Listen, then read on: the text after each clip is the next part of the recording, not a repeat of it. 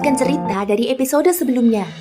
Di episode sebelumnya, pertempuran antara kelompok Xiaoyan dan Tuya meletus di kampaan yang luas. 100 orang dari dunia iblis kuno, ditambah Longyan dan anjing neraka berkepala 3, sudah menyerbu ke depan menghadap ratusan ribu prajurit Taisu. Adapun Xiaoyan dan Xiao Yueli, keduanya melesat secara bersamaan dan targetnya adalah Tuya. Namun pada saat ini Tuya melangkah mundur dan membiarkan 9 sosok di sekitarnya mengambil alih. Sosoknya bergegas memasuki kapal Dewa Void Taisu dengan ekspresi acuh tak acuh. "Keluar!"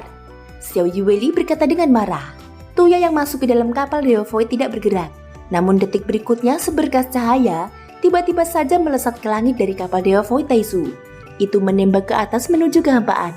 Kemudian sinar cahaya meluas hingga ribuan kaki dan menyebar seperti payung, yang secara bertahap menutupi sekeliling dan membentuk penjara nyata.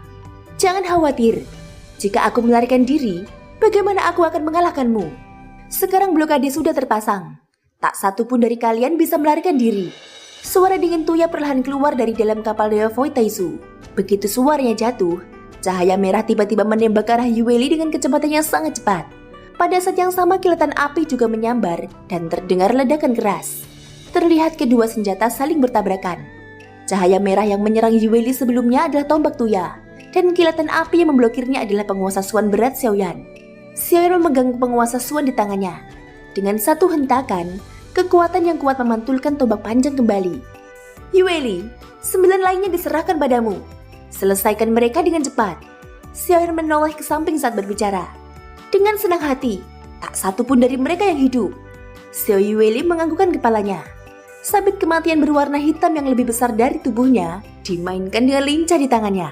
Sepasang mata merah muda yang memancarkan hawa dingin itu tertuju pada 9 sosok di kejauhan. Mereka adalah orang-orang Taisu yang sudah memiliki jiwa. Tanpa sepatah kata pun, Xiao Yueli meraung ke arah mereka dan mengayunkan sabit kematian dalam prosesnya. Dalam sekejap mata, sabit kematian itu berubah menjadi besar ketika turun dari atas ke bawah. Sabit kematian yang mengandung kekuatan menakutkan itu menjadi lebih nyata. 9 sosok itu juga tidak berani ceroboh. Seluruh tubuh mereka langsung ditutupi dengan armor dewa palsu. Pada saat yang sama masing-masing di tangan mereka mengeluarkan pedang void pemburu jiwa. Jelas sekali senjata ini diproduksi secara massal oleh Taisu dan banyak digunakan ke dalam pertempuran. Senjata ini memang cocok untuk sekarang. Taisu membunuh sejumlah besar makhluk sensi. Mereka tidak hanya membunuh seorang pembudidaya, tetapi bahkan manusia biasa sekalipun. Setelah membunuh, akan ada jiwa yang tertinggal. Dan jiwa-jiwa ini bisa dikorbankan untuk menyempurnakan pedang void pemburu jiwa. Semakin banyak jiwa yang terserap, maka kekuatan pedang ini akan semakin kuat. Sekarang 9 pedang void pemburu jiwa muncul di saat yang bersamaan. Saat mengaum, jeritan jiwa-jiwa tak berdosa datang dari pedang. Tidak tahu berapa banyak jiwa yang dikorbankan dalam pedang ini. Untuk Xiao Yueli, melihat senjata seperti itu hanya akan membuatnya semakin marah. "Kamu semua layak mati." Wajah Xiao Yueli dipenuhi kebencian. Kecepatan serangannya meningkat drastis. Sabit kematian di tangannya diayunkan secara fleksibel. Setiap tebasannya akan mengguncang beberapa orang dan menyusul tebasan berikutnya. Hanya dalam waktu singkat, sudah 4 dari mereka dirugikan dan terus mundur. Bahkan semua pedang void pemburu jiwa langsung diguncang dengan satu sapuan sabit kematian. Xiao Yueli sangat brutal. Dia terus membobardir mereka tanpa memberi peluang apapun. Setelah terkena tebasan sabit kematian, armor dewa palsu di tubuh beberapa orang itu mengeluarkan suara pecah. Bahkan ada yang ususnya terbuka dan perutnya robek. Kekuatan sejati dari 9 sosok ini berada di level keabadian kaisar. Jika bukan karena perlindungan tubuh armor dewa palsu, serta dukungan dari pedang void pemburu jiwa, mereka pasti sudah lama dihancurkan menjadi berkeping-keping oleh Xiao Yueli. Pada saat yang sama sosok Tuya saat ini berhadapan dengan Xiaoyan. Telapak tangannya terentang dan berubah menjadi cakar hitam setinggi 100 kaki. Itu menyapu ke arah Xiaoyan dalam upaya mencengkramnya sampai mati. "Kamu semut kecil, bahkan para dewa dunia iblis kuno tidak berani muncul. Beraninya kamu menghadapi kakek ini. Kematian pengadilan." Tuya berteriak dengan marah. Cakarnya yang besar memancarkan aura destruktif. Dia penuh percaya diri dengan serangannya. Di sisi lain Xiaoyan hanya mendengus dingin. Dia bahkan meletakkan satu tangannya di punggungnya, sementara tangan lainnya perlahan mengepal. Begitu cakar besar itu tiba di depannya, sebuah tinju yang memancarkan cahaya keemasan terangkat dan diayunkan ke depan. Energi kekerasan menyembur keluar dari tumbukan.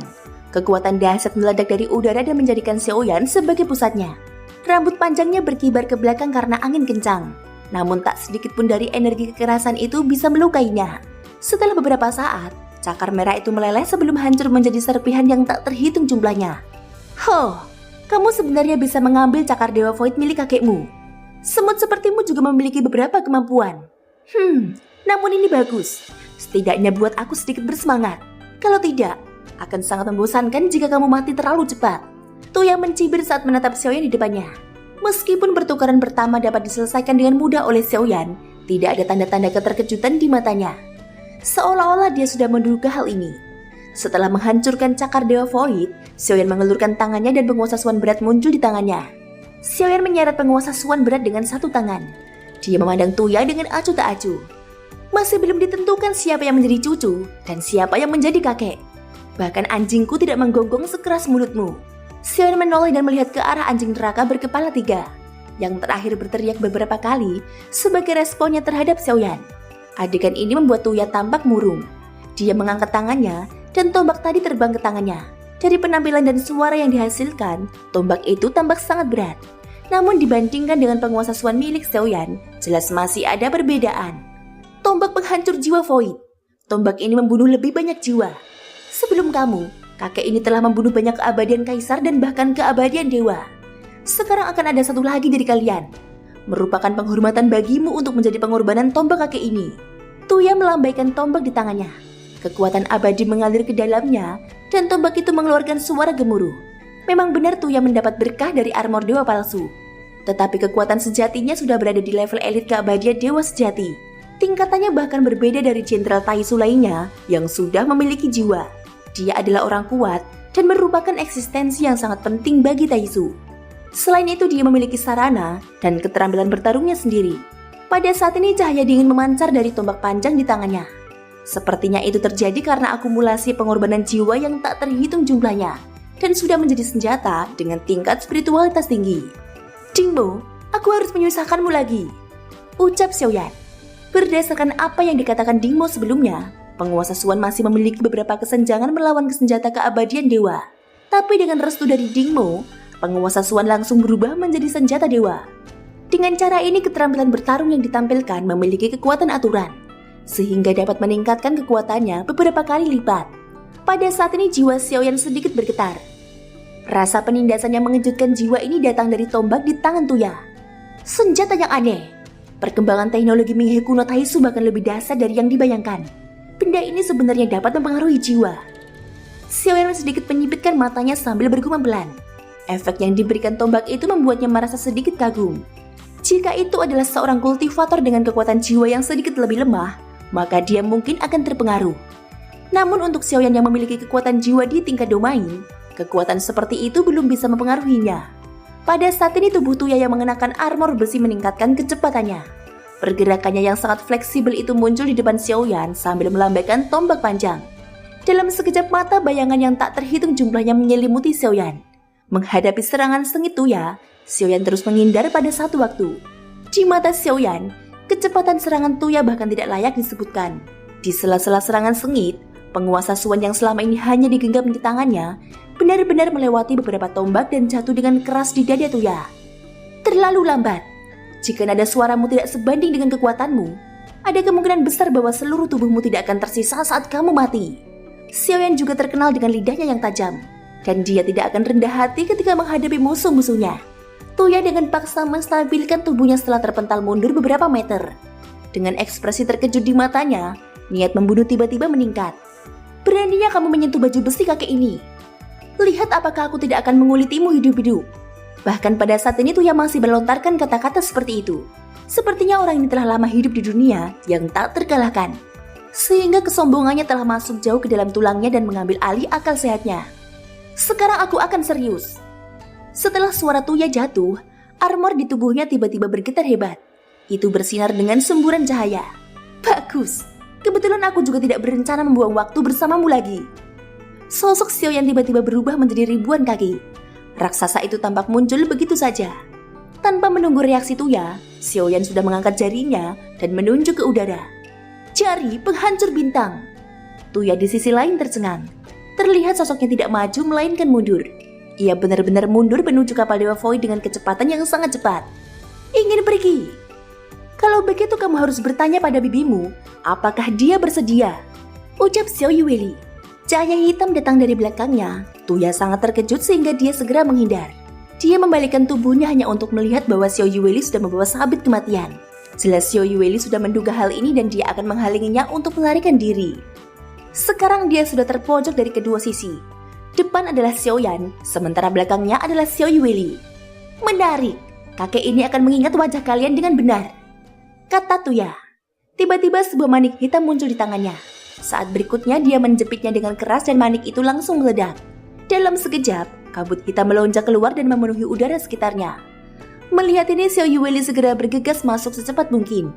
Pada saat yang sama, sabit kematian di tangannya diayunkan membubarkan kabut hitam. Namun saat ini sosok Tuya sudah menghilang.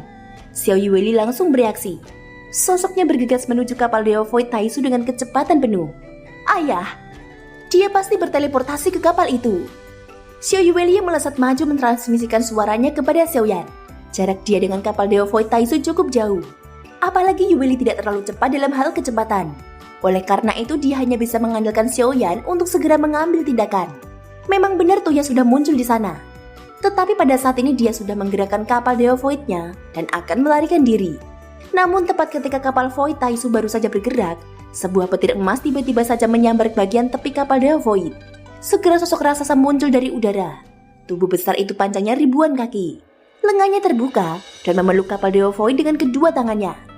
Seketika kekuatan yang besar menghentikan pergerakan kapal Dewa Void. Adapun sosok raksasa ini, jelas dia adalah Xiao Yan yang baru saja mengaktifkan tubuh keabadian fisiknya. Xiao Yueli yang datang dengan kecepatan penuh juga mendekati kapal Dewa Void. Akan tetapi pada saat ini Xiao Yan merasa ada yang tidak beres dan dia segera berteriak. Xiao Yueli, cepat mundur! Detik berikutnya kapal Dewa Void yang berada dalam pelukannya itu tiba-tiba saja meledak. Ledakan dahsyat langsung memaksa tubuh besar Xiao Yan mundur. Bahkan dia sendiri tidak menduga bahwa Tuya justru akan menghancurkan kapal Dewa Void-nya sendiri. Pada saat yang sama dalam ledakan itu, sebuah kubus hitam yang panjangnya kurang dari 100 kaki melesat keluar dengan kecepatan tinggi. Itu menuju ke hampaan timur yang jauh dan menghilang. Kakek ini akan mengampunimu untuk saat ini. Lain kali aku akan mengambil nyawamu. Jika kamu punya nyali, datanglah ke bintang Hongmeng. Suara terakhir Tuya bergema sementara sosoknya menghilang. Ledakan yang terjadi ini juga mengejutkan semua orang di medan pertempuran lainnya. Orang-orang dari dunia iblis kuno menatap ke medan pertempuran tempat Xiao Yan berada. Saat ini sosok raksasa Xiao Yan sudah kembali ke wujud aslinya. Dengan kekuatan keabadian dan tubuh keabadian fisiknya, luka semacam itu secara alami dapat disembuhkan dalam waktu singkat. Namun yang terpenting sekarang Tuya sudah pergi. Dia bahkan tidak peduli meskipun masih ada prajurit Taisu yang tersisa di medan pertempuran. Tampaknya untuk Tuya, mereka semua tidak penting. Itu karena perasaan krisis barusan membuatnya mengerti dengan jelas. Jika dia terus melanjutkan, dia akan kehilangan nyawanya di sini. Tuya cukup pintar. Bahkan dalam keadaan terkepung seperti itu, dia masih bisa melarikan diri dengan berbagai metodenya. Hal ini juga di luar dugaan Xiao Yan. Siapa yang menyangka bahwa dalam ledakan itu, Tuya masih memiliki benda aneh. Tidak hanya dia aman dari malapetaka, tetapi bahkan melarikan diri selagi Xiao Yan terpengaruh oleh dampaknya. Brengsek, aku sebenarnya membiarkannya melarikan diri. Xiao Yan sedikit mengernyit. Lolosnya Tuya tentu saja sangat merugikan mereka. Dia telah melewatkan kesempatan untuk membunuh salah satu dari 3 bersaudara Tu di saat sendirian. Namun tidak dapat dipungkiri bahwa cukup sulit untuk menjebaknya. Bahkan Xiao Yan yang menjelma menjadi tubuh raksasa masih terkoyak oleh dampaknya. Dapat dilihat bahwa tingkat kecanggihan teknologi Mihe kuno Taisu memang luar biasa.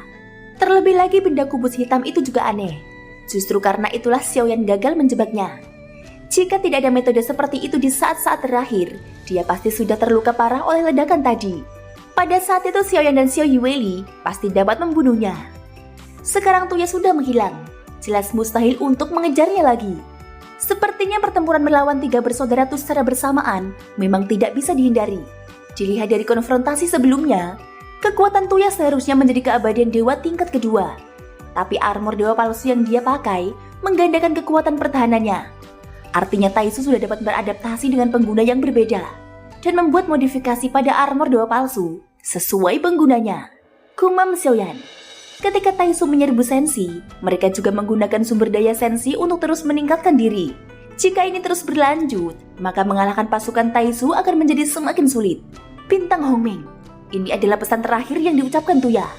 Dengan ini dapat disimpulkan bahwa bintang Hongmeng juga jatuh. Bintang Hongmeng adalah tempat di mana kontes seluruh dunia pernah diadakan. Statusnya bahkan lebih tinggi dari aliansi abadi. Ia memiliki siswa di seluruh dunia esensi. Namun sekarang pada akhirnya bintang Hongmeng juga ditangkap oleh Taisu. Jika bintang Hongmeng bahkan dikalahkan, lalu siapa lagi yang bisa bersaing dengan Taisu? Xiaoyan berkata dengan muram. Kemudian peta bintang muncul di tangannya.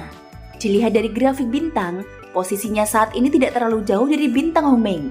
Apa yang tidak diharapkannya adalah bintang Hongmeng yang seharusnya menjadi yang paling kuat juga dikalahkan. Jika demikian, maka aliansi abadi mungkin sudah tidak ada lagi. Setiap kali dia meninggalkan Sensi dan kembali, sepertinya tidak banyak waktu berlalu. Tapi rasanya segalanya menjadi berbeda. Bahkan aliansi abadi yang pernah meninggalkan banyak kenangan baginya juga dilenyapkan. Dan sekarang tidak ada lagi yang disebut aliansi abadi. Bagaimanapun ini terlalu memalukan. Di tangan Jin Taiwei dan Jin Wuye, kekuatan aliansi abadi memang tidak sekuat saat Zhu Sheng ada di sana. Namun meski begitu masih banyak teman lama di aliansi abadi, yaitu organisasi bunga pantai. Mereka adalah eksistensi yang rela melewati api dan air demi membantu Xiaoyan. Tentu saja Xiaoyan tidak akan dengan mudah melupakan mereka. Terutama adalah Jie, Han Chen, Bai Ling, dan Zhongbu. Xiaoyan bertanya-tanya di dalam hatinya, bagaimana keadaan mereka sekarang dan di mana mereka berada? Apakah mereka masih hidup? Xiaoyan tidak peduli apa yang terjadi pada aliansi abadi, tetapi untuk orang-orang ini, dia sangat memperdulikannya. Hatinya terasa sangat sakit saat memikirkan kemungkinan yang terjadi. Dia sangat berharap mereka tidak akan mati. Semuanya segera pergi ke bintang Hongmeng. Serang secara bergantian alam bintang di sekitarnya yang ditempati oleh Taisu. Karena Taisu menggunakan cara pertempuran kacau, maka kita akan membuat pertempuran menjadi kacau lagi. Xiaoyan berkata dengan dingin. Sekarang yang bisa dilakukannya adalah mencoba yang terbaik membunuh kekuatan Taisu di hampaan Laut Timur. Meskipun dia tidak tahu berapa banyak eksistensi yang sekuat 3 tubuh bersaudara, dia harus membunuh sebanyak yang dia bisa. Yang terpenting adalah membunuh Taisu yang memiliki jiwa. Bukan prajurit Taisu tanpa jiwa yang bisa diproduksi lagi. Oleh karena itu membunuh satu orang seperti Tuya akan mengurangi satu fondasi Taisu.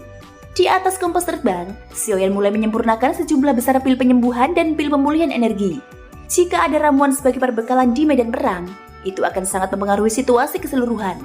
Tentu saja bagian ini merupakan hal yang sangat penting. Meskipun dunia sensi kita tidak memiliki teknologi Mihai kuno seperti armor dewa palsu, tetapi sensi kita punya cukup banyak alkemis. Pada saat ini nyala api membumbung di depan Xiaoyan. Setelah pengalamannya memurnikan pil obat di tingkat dewa, memurnikan pil tingkat suci tidak hanya tidak membutuhkan kuali. Dia bahkan dapat menyempurnakan ratusan di antaranya sekaligus. Asalkan bahan obatnya cukup, Xiaoyan bisa memurnikannya dalam jumlah yang banyak. Dengan akumulasi Xiaoyan selama bertahun-tahun, dia telah mengumpulkan berbagai cincin penyimpanan, sehingga jumlah bahan obat yang dikumpulkan juga cukup menakjubkan. Selain itu, Xiaoyan bahkan menggunakan sumber daya dari Taman Lingpu untuk pil obat ini. Meskipun ramuan ini hanyalah di tingkat suci, namun efek obatnya cukup menakjubkan. Dengan ini kualitas yang diberikan oleh pil pemulihan akan mengembalikan kekuatan keabadian para kultivator. Pada saat ini kompas terbang mengerahkan kecepatan penuh. Tujuannya adalah pergi ke bintang Hongmeng. Selama periode waktu ini, Xiaoyan terus menyempurnakan banyak ramuan secepat mungkin. Ini sungguh luar biasa. Nyala api ayah sangat ganas, tetapi kami tidak terpengaruh sama sekali. Xiao Yueli tidak bisa untuk tidak berseru kagum melihat keterampilan Xiaoyan menyempurnakan ramuan. Tuan Xiao selalu menggunakan api. Selain menjadi seorang alkemis, nyala apinya juga merupakan salah satu metode terkuatnya. Kemampuannya mengendalikan api sudah tidak perlu diragukan lagi. Jadi tidak heran jika nyala api yang bisa membakar dunia ini tidak akan melukai kita di bawah kendalinya. Selain Tuan Xiaoyan, aku khawatir tak seorang pun yang bisa menyempurnakan begitu banyak ramuan pada saat yang bersamaan. Ucap Nan Erming sambil melihat cara luar biasa Xiaoyan menyempurnakan ribuan bahan obat. Nyala api itu seolah-olah seperti 5 jari Xiaoyan, yang sepenuhnya di bawah kendalinya. Tanpa kontrol yang tepat, aku khawatir sangat sulit untuk melakukannya. Ucap Nan Erming. Meskipun Nan Erming bukan seorang alkemis, tapi dia sangat mengenal Xiaoyan. Bahkan jika mereka sudah lama tidak bersama, tapi dia merasa Xiaoyan tidak pernah berubah. Hanya saja musuh yang mereka hadapi sekarang berbeda. Sementara itu, Xing diperlihatkan di bintang Hongmeng. Bintang ini sangat besar, tapi sekarang telah berubah total. Seluruh bintang menjadi hitam karena semuanya telah digantikan oleh bangunan unik Taisu. Pada saat ini pelangi panjang muncul dari kehampaan dan memasuki bintang Hongmeng.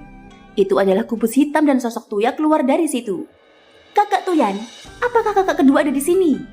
ucap Tuya. Dia telah menghancurkan batu giok di tengah perjalanan, dan ketiga bersaudara itu akan bersatu di saat-saat kritis. "Tuya, apa yang terjadi?" ucap sosok yang bernama Tuyan itu. Dia sangat bingung melihat wajah Tuya yang tergesa-gesa. Bagaimanapun juga mereka adalah keabadian dewa, dan merupakan panglima tertinggi Taizu. "Tuya, kakak mengatakannya berkali-kali. Bersikaplah stabil dan jaga citeramu," ucap Tuyan. "Kakak tertua, musuh yang kuat akan datang," Tuya buru-buru berkata. "Musuh yang kuat? Apakah alam dewa kuno telah muncul lagi?" Tuyan memandang Tuya dengan serius. "Itu tidak terlihat seperti alam dewa kuno. Tapi, sebelum Tuya belum selesai berbicara, Tuyan mengangkat tangannya. Kecuali alam dewa kuno, tidak ada kekuatan yang dapat menggoyahkan Taizu. Tuseng akan segera tiba. Apapun yang terjadi, buang saja sampah ini. Jika tidak, rencana yang mulia akan tertunda. Kalau begitu kita semua akan dihukum." Thank you guys sudah mendengarkan ceritaku sampai akhir. Ikutin terus kelanjutan episode-episode berikutnya ya. Semoga hari kalian menyenangkan. Sampai jumpa dan bye-bye.